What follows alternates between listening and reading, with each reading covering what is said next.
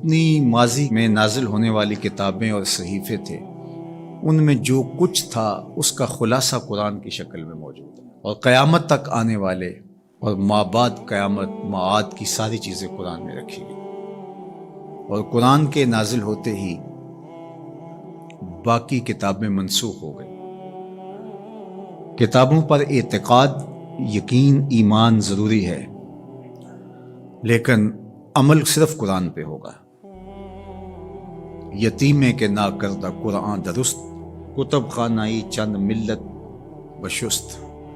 ابھی قرآن مکمل نہیں ہوا کہ پچھلی کتابیں منسوخ ہو گئی۔ قرآن کے پہلے حرف سے ہی پچھلی کتابیں منسوخ ہو گئی۔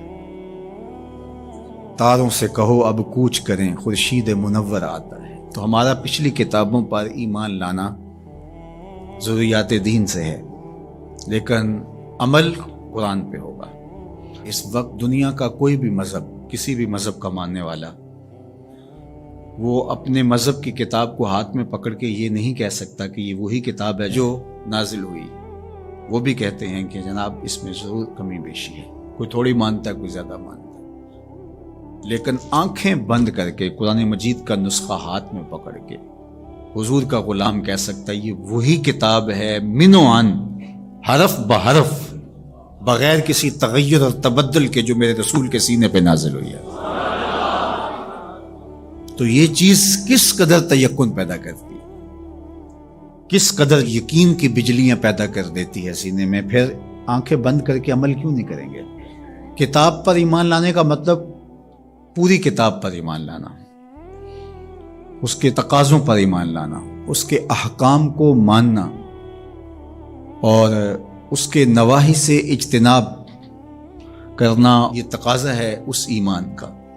تو یہ نہیں کہ جو چیز سمجھ میں آئے، پسندیدہ ہو، نفس پر شاک نہ ہو، نفس کو مرغوب ہو، محبوب ہو، اس پر تو عمل بھی ہو، اس پر بات بھی ہو، اور جو چیز نفس پر شاک ہو تو اس کو جو ہے وہ چھوڑ دیا جائے۔ تو یہ ایمان کا مفہوم نہیں ہے۔ ایمان کا مفہوم یہ ہے کہ پوری کتاب پہ ایمان لایا جائے۔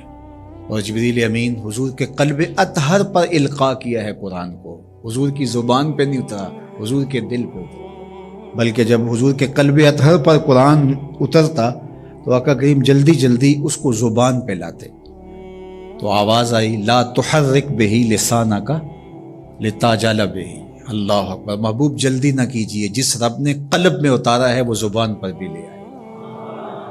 تو وہ حرف و صوت سے مرکب نہیں تھا، وہ ایک کیا اس کے لیے لفظ کہیں، چونکہ یہاں لفظ بھی دم توڑتے ہیں، یہاں حرف بھی سوختہ پا ہیں، جہاں تخیل کا مرغ عقل بھی تھک کے گر جاتا ہے۔ وہ جانے اور وہ جانے کیسے دیا ملائے اعلیٰ میں۔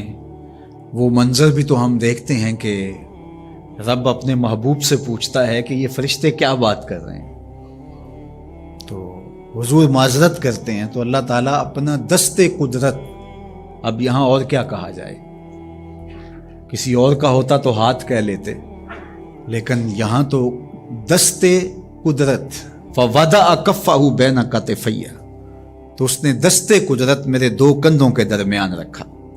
تو پھر کیا ہوا، دست قدرت یہاں آیا، ٹھنڈ میرے سینے میں پڑ گئی۔ اللہ اکبر، فعلمت ما فی السماوات والارض، تو پھر کوئی کائنات کی چیز رہی نہ جو میرے سینے میں ڈال نہ دی گئی ہو۔ تو یہ ایک اور کیفیت ہے، اس کو آپ اس تدریس سے، یہ جو پھٹی کے ایک طرف استاد ہوتا ہے اور دوسری طرف شاگرد ہوتا ہے، درمیان میں نصاب پڑھا ہوتا ہے، ایک یہ ہے، یہ طریق ہے، یہ بھی درست ہے، اس کا انکار نہیں ہے، لیکن یہ کیفیت اور ہے۔ ابسط ردا کا یا ابا ہریرہ، ابو ہریرہ کہا حضور مسئلہ بہت ہے، بہت کچھ سنتا ہوں، پتہ نہیں جاتا کہاں ہے۔ کہا چادر بچھاؤ۔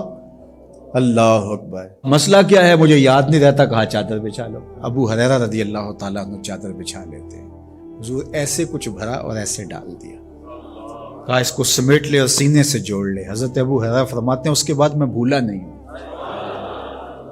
تو وہ کیا ڈالا تھا جو ایسے ڈالا تھا؟ اللہ اکبر۔ تو یہ ساری چیزیں صوت و آہنگ سے جڑی نہیں ہوتی، کچھ چیزیں نظروں سے بھی پلائی جاتی ہیں، اور وہ صفحہ و کرتاس پہ نہیں لکھی جاتی، وہ لوہے دل پہ لکھی جاتی ہیں۔ اس لیے فرمایا کہ ہم نے آپ کے سینے پہ قرآن نازل کیا، اور اس کی وجہ بھی بیان کی، اس لیے کہ ہم آپ کے سینے کو قرار عطا کریں، تسکین ملے، قرار ملے، مضبوط کریں آپ کے سینے کو۔